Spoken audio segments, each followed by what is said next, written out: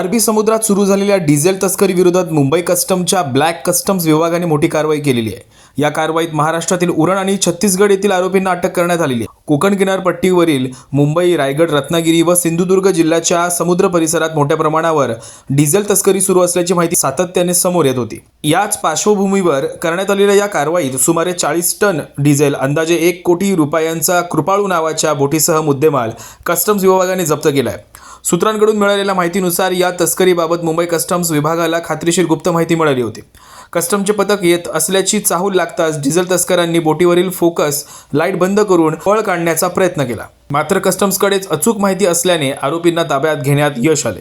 दरम्यान ही बोट नवी मुंबई येथील एका मालकाची असल्याची माहिती समोर येत असून त्यामुळे मोक्का अंतर्गत कारवाई झालेले गुन्हेगार पुन्हा सक्रिय झाल्याची खात्री या कारवाईतून स्पष्ट होत आहे। नवी मुंबईचे पोलीस आयुक्त मिलिंद भारंबे आणि रायगडच्या पोलीस अधीक्षक आंचल दलाल यांनी यापूर्वी केलेल्या कठोर कारवाईमुळे नवी मुंबई व रायगड परिसरातील डिझेल तस्करांनी आपले मोर्चे रत्नागिरी, सिंधुदुर्ग आणि मुंबईकडे वळवले असल्याची माहिती समोर येत आहे। तसेच करंजा, रेवस आणि मोरा या समुद्रकिनारी भागांमध्येही डिझेल तस्करांच्या हालचाली सर्रास सुरू असून संशयास्पद बोटी किनाऱ्याजवळ दिसून येत आहेत।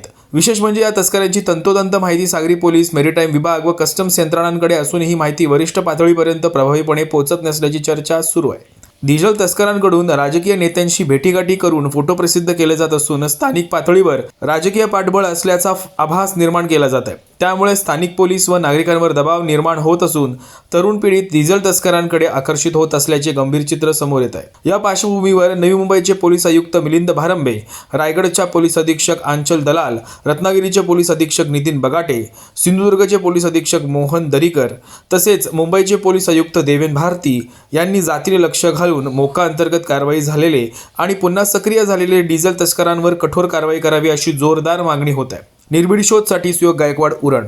महाराष्ट्रातील सर्व जिल्ह्यातील ताज्या बातम्या आणि घडामोडींसाठी सबस्क्राईब करा आपल्या हक्काचे निर्भीड शोध लाईव्ह चॅनल आणि दाबा बेल आयकॉन।